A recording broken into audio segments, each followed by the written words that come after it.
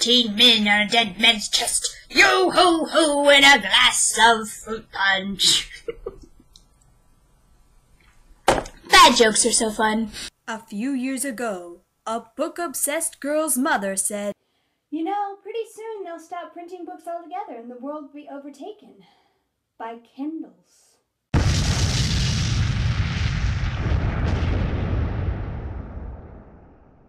This girl, terrified by the prospect, took to Amazon to buy a physical copy of all her favorite books. The result? A bookshelf filled with the best books ever written, most of which without a single crack in the backing. Unacceptable? Absolutely. Thus begins a year-long mission to read and review every single one in alphabetical order. Is she crazy? Probably.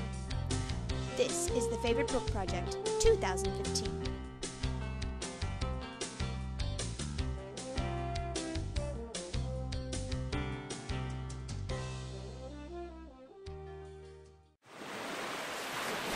The Adventures of Ben Gunn by R.F Delderfield.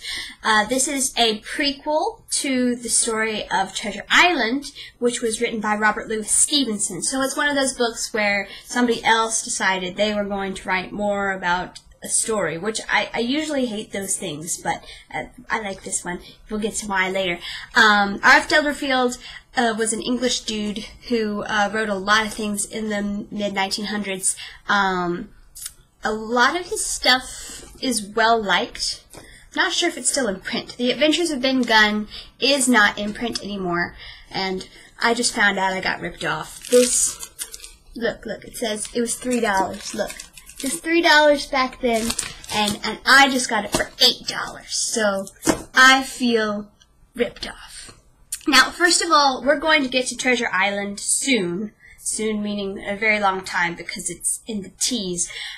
Treasure Island is a very, very good book, and I highly recommend it. If you have not read Treasure Island, then you are not going to understand Ben Gunn. That's just a thing, because Ben Gunn is a character that they find on the island, and this book integrates the life story of most of the characters that we see in Treasure Island. Therefore, this book, you kind of need that reference point, and you need to also be interested in those characters. Otherwise, this book is going to seem a little dry, I think. It just needs that reference point to make it exciting. But, because I am a Treasure Island lover, I love this book. It focuses on Ben Gunn, as I already said, who they found as a castaway on Treasure Island.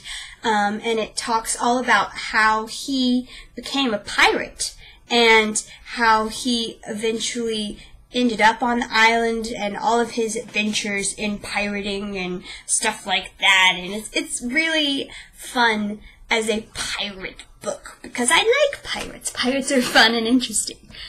However, the other thing that I really like about this book, and about Treasure Island also, this book does a very good job of capturing the feel of Treasure Island, mostly. But the thing about this book that I like a lot is there's this, in modern society, and probably even before then, there was this very, how do I put this? Everyone tries to pretend like pirates were not bad guys.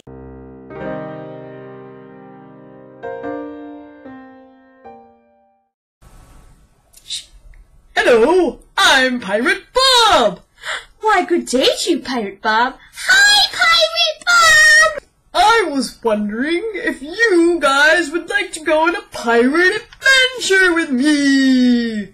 With my parrot, Parakeet the Parrot.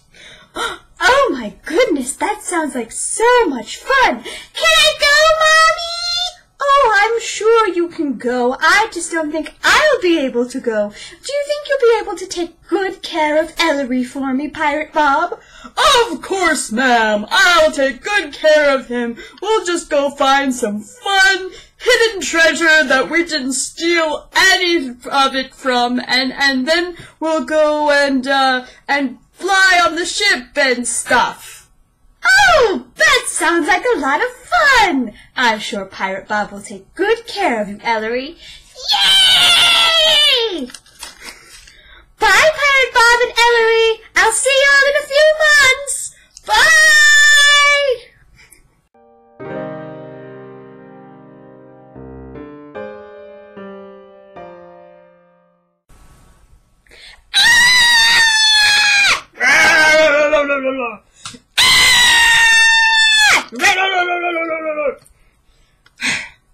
Where are the prostitutes?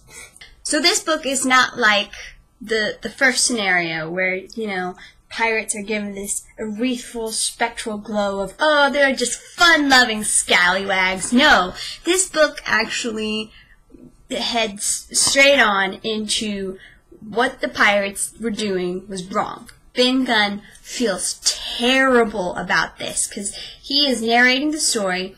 You find out all of the things that he was a party to. He didn't do a lot of bad things necessarily, you know, he didn't do them, but he was a party to them and he watched them and so he feels responsible for them as he should. And so instead of it being like, oh, you know, pirates, they're not that big of a deal, they didn't hurt that many people, it definitely says piracy was wrong. Ben Gunn was wrong to be in this situation when he could have gotten out. He was given outs many, many times. But it also says very clearly that Ben Gunn is going to have to answer for that before the throne of judgment. And it talks a lot about Christianity and how he is scared of facing the Lord with all of this stuff that he's done. And it's interesting because he sort of does believe that the Lord will find some way to make it all okay and to meet the gap that he obviously hasn't filled. But it's very clear that piracy is bad, he shouldn't have done it, and that it is against the law of God, which is very, very interesting from that's a book about pirates. That's not something you normally get. So again, realistic. And, you know, pirates, they're normally very fun books. I would say Treasure Island is kind of fun. You don't get all of the philosophical and spiritual kind of things that you get with Ben Gunn in Treasure Island. I would say Treasure Island is more of a fun pirate book, whereas this is kind of a, not somber, but it's dealing with the issues of sin and the issues of these things that they did wrong. And so it's kind of a serious book. It's a serious pirate novel about sin and how that affects people and all this kind of stuff. It's just unique. So anyway, I like Ben Gunn. I do sort of understand why it's out of print. Because, I mean, it's a prequel to an old novel, and it's kind of philosophical. It's not like fun, happy kid book, but it'll give you some things to think about, and it's very unique, and it's a pretty quick read. So if you like Treasure Island and you would like to read more about the characters there and think philosophically and spiritually about, you know, piracy, then I would 100% recommend this for you. And I really enjoy it. It's sad, it's serious, and it deals with tough issues, and I like it for that.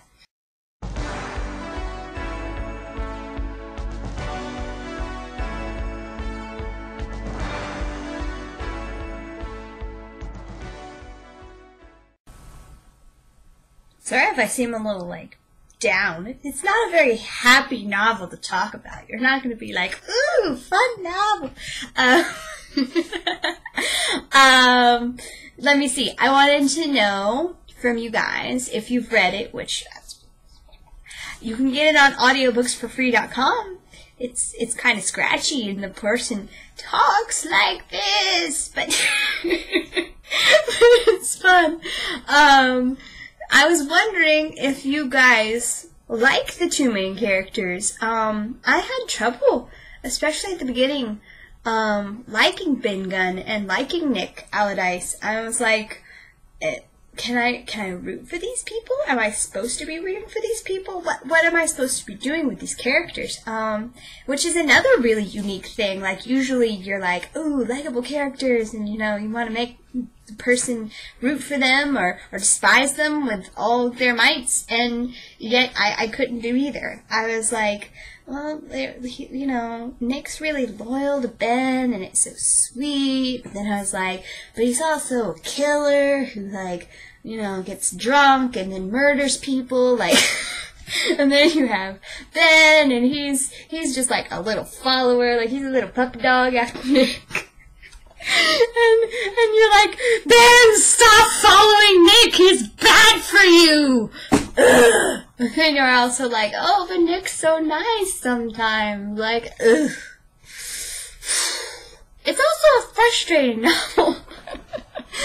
Anyway, so, there's my talking points. Wait, I have to get the next one. I'm not even going to bother covering up the first word of this one because y'all will automatically know what it is as soon as you see the rest of it. There it is. Whee! We'll see. I haven't read that one in forever, so we'll see how it goes. I'll see you guys later. Bye-bye.